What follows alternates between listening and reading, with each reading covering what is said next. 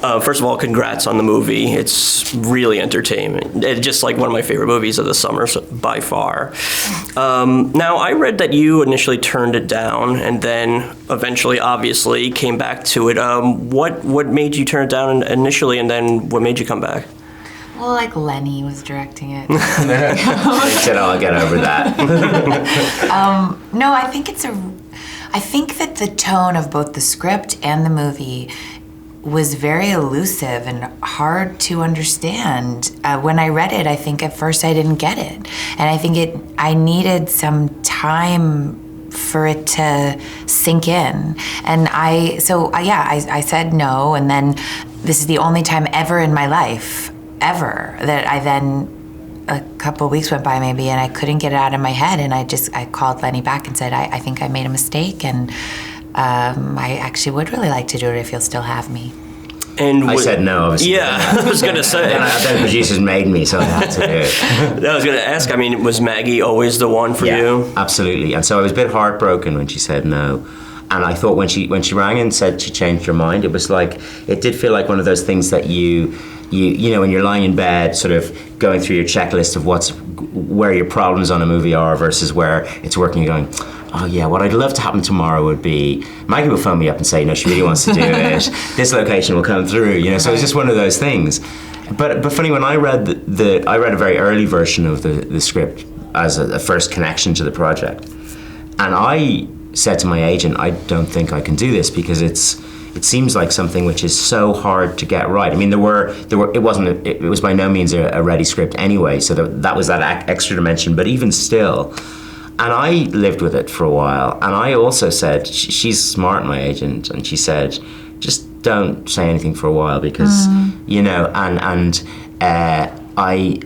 I just lived with it, and I just, again, aspects of these images and things, I just started to work on me, and I thought, yeah, I started to begin to see a way that you could do it. And then I met the writers, Jon Ronson and Peter Straughan, who are really talented and very open, and we agreed on the things we didn't like. And I always say that it's like in love affairs, much more important to hate the same things than it is to love the same things. You know, it's like you got to bond on the stuff that really irritates you, because that's going to be hard to get over. Then you can all agree to. You can like what you like. You can like what you like, but just if you like what I hate, that's really tough. That's tough. I think that process of everybody had to come to understand it, and you know, it's not an obvious premise for a film. Were there any films for you that sort of inspired or blazed a trail in terms of like the unique tone that you were going for? I don't think there's anything quite like it, but part of the thing that I like about it does have a kind of really high slapstick quality to it. And I love that stuff. So early movies like Laurel and Hardy, things like Way Out West, and I find that I watch that film quite often. It's a beautiful film. And then there are some Scandinavian filmmakers. There's a great Scandinavian hero of mine called Aki Kaurismäki who makes these very austere comedies. Is he the one who did the musical with like the... Yeah, Leonard Cowboys. Can you write down his name? I will.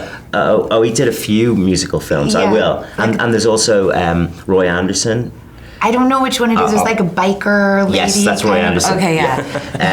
So there are a couple of these really, you know, because comedy is such an incredibly rich and very large space, you know.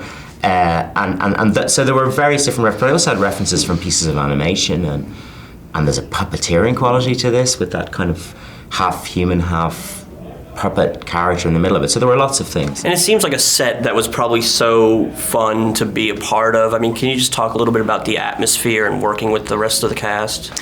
Well, it was a really tiny movie, so there wasn't any of the like pomp and circumstance around like kind of bigger movies that you couldn't go back to your trailer, and you know, so everybody was, you know, in Wicklow, in Vetno, in the movie, in that cabin.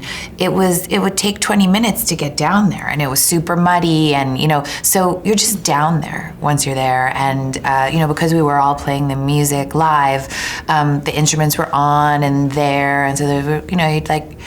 There are 2 omnichords. What's an omnichord? How do you play that? And, you know, people were always just kind of hanging out. And so I think that's part of where I do really think we seem like a band. I really am proud of that chemistry. And even like how kind of dirty we are. You know, we did bathe, but I'm, You promised. Everybody promised they did. By the end of the day, you're like covered in mud and your shoes, and which I loved that because I thought Clara was kind of like pretending she's in a French New Wave movie like all the time, and so then to be covered in mud and have your heels of your shoes, like the tension between those things, that was like that was my whole character.